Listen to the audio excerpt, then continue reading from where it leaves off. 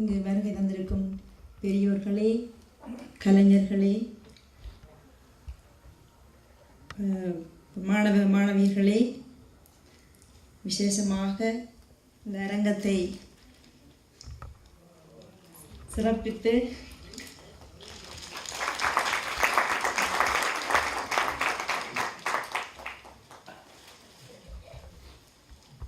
இந்த மேடையிலே நடுநாயகமாக இருந்து அற்புதமாக இந்த வயலின் இசையை தந்து கொண்டிருக்கும் மிகவும் மதிப்பிற்குரிய ஸ்ரீ HN பாஸ்கர் அவர்களே,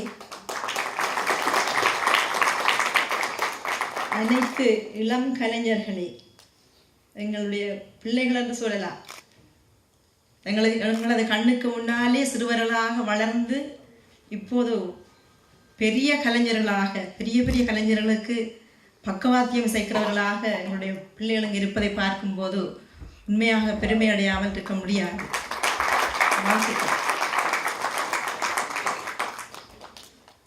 இன்றைய நாளிலே என்னை அறிமுக உரையைத்தான் வழங்கும்படி கூறியிருந்தார்கள். ஆனால் இப்போது சிறப்புரை என்று சொல்லப்பட்டது. முதலிலே நான் இங்கு அறிமுக உரையை செய்ய முதல் எமது சங்கத்தை பற்றி ஒரு சில வார்த்தைகள் கூறுவது எனது கடமையாக இருக்கிறது. உங்கள் யாவருக்கும் சைவம் சங்கத்தின் சேவைகளை நன்றாக தெரிந்திருக்கும். நான் அதை பற்றி விவரமாக சொல்ல விரும்பவில்லை, காரணம் நேரம் போய் கொண்டிருக்கிறது. சிலருக்கு நான் இந்த இடத்தில் வந்ததே விருப்பமில்லாமல் இருக்கும். என்றால் அருமையான ஒரு கச்சேரியை நான் இடைநிறுத்தி இப்படி பேசுவது சிலருக்கு அது சகிக்க முடியாமல் இருக்கலாம். ஆனால் எனக்கே விருப்பம் இல்லாமல் தான் வந்தேன். இன்னும் கேட்டுக்கொண்டிருக்கலாம் போல் இருந்தது இசையை. ஆகவே சங்கத்தின் பல பணிகளை அறிந்த ஒருவராக நான் இருக்கிறேன். என்றால் 18 வருடங்களாக சங்கத்திலே இசையாசிரியாக, கலையாசிரியாக நான் கடமையாற்றி கொண்டிருக்கிறேன்.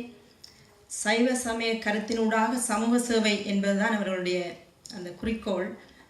ஆனாலும் அவர்கள் சமூக சேவை என்று சொல்லும்போது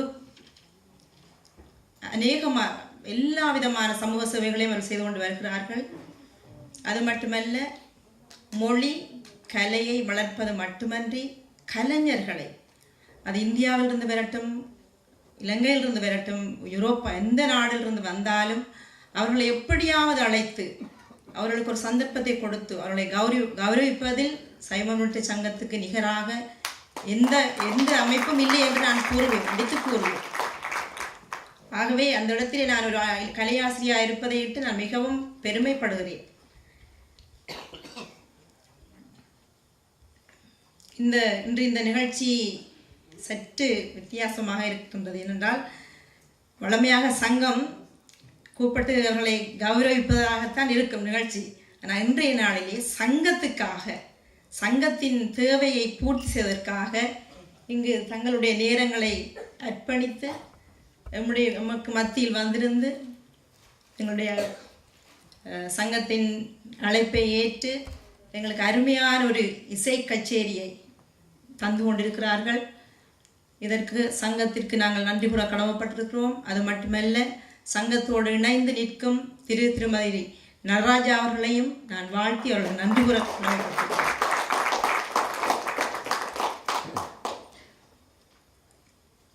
ஸ்ரீ HN பாஸ்கர் அவர்களை நான் கேள்விப்பட்டிருக்கிறேன்.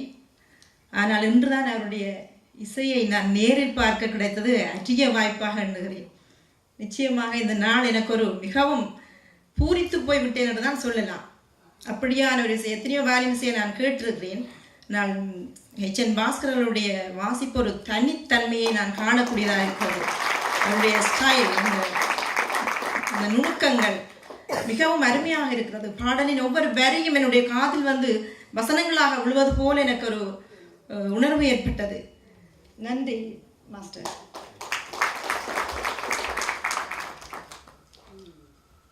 இன்றைய நாளிலே இந்த கச்சேரியை தனது மாணவியான செல்வி கிருத்திகா அவர்களை இணைத்து அவர் தன்னோடு வாசிப்பதை இட்டு நாங்கள் உண்மையில் பெருமைப்பட வேண்டும். ஏனென்றால் இந்தியாவிலே குருமாரோடு சிஷ்யர்கள் இருந்து வாசிப்பது மிக மிக அரிதென்று சொல்லலாம். ஆனால் இன்றைய நாளிலும் அவர் ஒரு குருவாக இருந்து தன்னுடைய சிஷ்யை தனக்கு நிகராக வைத்து இந்த கச்சேரியை செய்து கொண்டிருப்பதென்றால் நாங்கள் உண்மையில் அவருடைய உயர்ந்த உள்ளத்தை இட்டு நாங்கள் பெருமை பாராட்டுகிறோம். ஸ்ரீ H.N. பாஸ்கர் அவர்களை பற்றி ஆரம்பத்திலே தன்னுடைய இசையை தமது பெற்றோர்களாகிய ஸ்ரீ H.A. நரசிம்மமூர்த்தியிடமும் ஸ்ரீமதி ராஜலட்சுமி அவர்களிடமும் கற்றார். அதன் பின்பு வயலின் வாத்தியத்தில் மிகவும் பிரபல்யமான பத்மஸ்ரீ சங்கீத கலாநிதி ஸ்ரீ M.S. கோபாலகிருஷ்ணன் அவர்களை தனது குருவாக கொண்டு இன்றும் அவரிடம் சிஷ்யனாக இருக்கிறார். ஸ்ரீ பாஸ்கர் அவர்கள் தனது 8வது வயதிலே மேடை கச்சேரியை ஆரம்பித்து தொடர்ந்து பல மேடைகளிலே கச்சேரிகள், பக்கவாத்தியங்கள், அது மட்டுமல்ல இந்தியாவில் மட்டுமல்ல உலகத்தின் பல பாகங்களிலும் தன்னுடைய இசைத்திறனை அவர் காட்டி வருவது குறிப்பிடத்தக்கது. அது மட்டுமல்லாமல் சென்னை மியூசிக் அகாடமியால் அவருக்கு த பெஸ்ட் வயலினிஸ்ட் என்ற விருது 2003ஆம் ஆண்டிலே கிடைத்திருக்கிறது.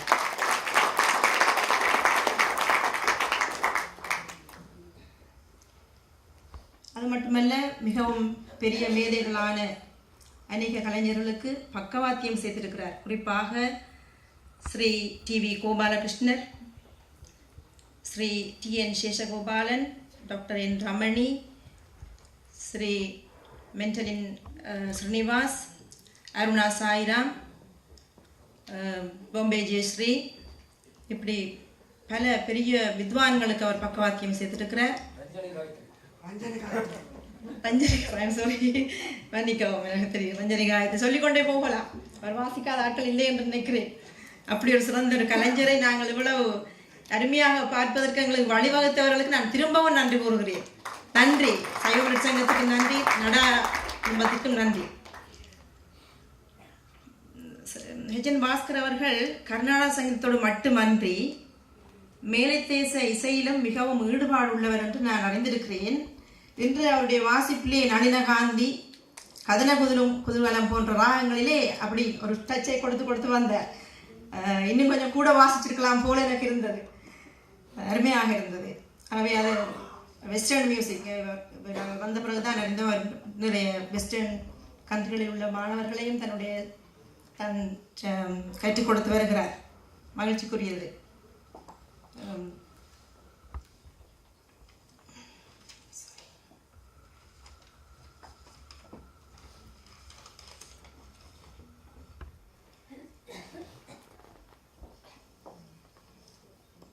இந்த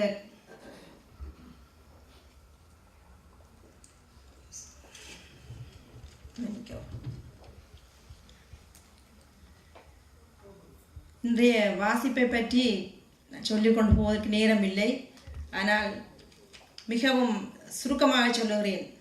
ராகாலாபனையாக இருக்கட்டும், நிரவலாக இருக்கட்டும், சுரக்குறைப்புகள், கற்பனாஸ்வரங்கள் எல்லாமே ஒருவரையும் அந்த எல்லோரும் அப்படி அசையாமல் இருந்து கேட்கும்படியாக மிகவும் விறுவிறுப்பாக அந்த கச்சேரி சென்று கொண்டிருந்தது. அது மட்டுமல்ல, பாடல் தெரிவுகள் மிகவும் அருமையான ராகங்கள், கானடா, தற்பாரி கானடா, தேஷ், ஜனரஞ்சகமான ராகங்கள் மிகவும் அருமையாக இருந்தது. ஸ்ரீ H.N. பாஸ்கர் அவர்கள் இங்கு மட்டுமில்லை உலகம் எங்கும் சென்று அவருடைய புகழ் பெற வேண்டும். இன்னும் அதிகமாக அவர் இந்த இசைத்துறையிலே மென்மேலும் வளர வேண்டும். அது மட்டுமல்ல, கிருத்திகாவை போல இன்னும் அநேக மாணவர்களை தன்னுடைய சீசர்களாக கொண்டு இப்படியான நிகழ்ச்சிகளை வழங்க வேண்டும் என்று வாழ்த்தி இறையருள் வேண்டி அடுத்தது மாணவி கிருத்திகாவின் பக்கம் செல்கிறேன்.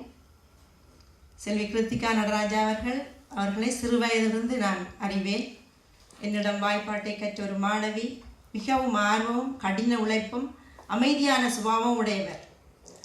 ஆரம்பத்தில் வயலின் இசையை திருமதி இந்திரகுமார் அவர்களிடம் கற்று 2006ஆம் ஆண்டிலே தனது அரங்கேற்றத்தை சிறப்பாக செய்து முடித்தவர்.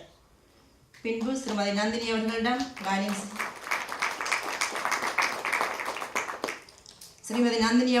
வயலின் இசையை தொடர்ந்து கற்றார். அவ்வப்போது இந்தியா சென்று ஸ்ரீ H.N. பாஸ்கர் அவர்களிடமும் கற்று இப்போது தனது குருவாக கொண்டு இன்று மிகவும் அற்புதமாக குருவுக்கு ஈடு கொடுத்து அவரும் வாசித்ததை காணும் போது மிகவும் மகிழ்ச்சியாக இருக்கிறது. இதற்கு பின்னால் நான் கிருத்திகாவின் பெற்றோர்களை குறிப்பிட வேண்டியுள்ளது.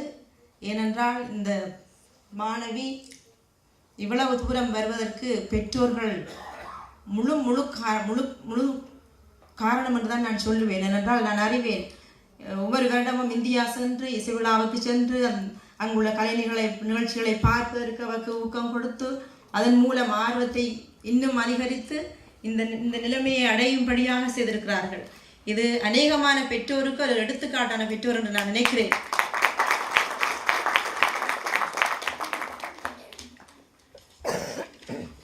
கிருத்திகாவும் குறைந்தவரல்ல. கிருத்திகா பல தனி கச்சேரிகள் மட்டுமல்ல, பக்கவாத்தியம் அரங்கேற்றங்களுக்கு வாசித்திருக்கிறார். என்னுடைய மாணவர்களுக்கும் பக்கவாத்தியம் வாசித்திருக்கிறார். அதைவிட சேரிட்டி ப்ரோக்ராம் பல செய்து தன்னுடைய திறமையை காட்டியிருக்கிறார். தரங்கு என்று சொல்லப்படுகின்ற அந்த நிகழ்ச்சி கூட, அதாவது நார்த் சவுத் இந்தியா கலைஞர்களுடன் இணைந்து பல நிகழ்ச்சிகளில் வாசித்து வந்திருக்கிறார். அது மட்டுமின்றி செமியோ என்கின்ற ஆர்கெஸ்ட்ராவில் இணைந்து அதற்கு லீடராகவும் இருந்து நிகழ்ச்சிகள் செய்துள்ளார். லண்டனில் மட்டுமல்ல, யூரோப்பா மட்டுமல்ல, சிங்கப்பூர், இந்தியா போன்ற நாடுகளுக்கும் சென்று தன்னுடைய பெருமையை சேர்த்துள்ளார்.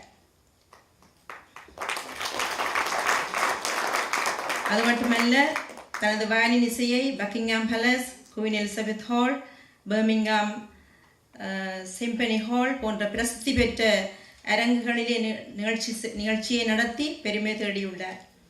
இன்று தனது குருவுடன் இணைந்து எம்மையெல்லாம் தனது இசையால் கவர்ந்து கொண்டிருக்கும் செல்வி கிருத்திகா அவர்களின் இசை வளர வேண்டும்.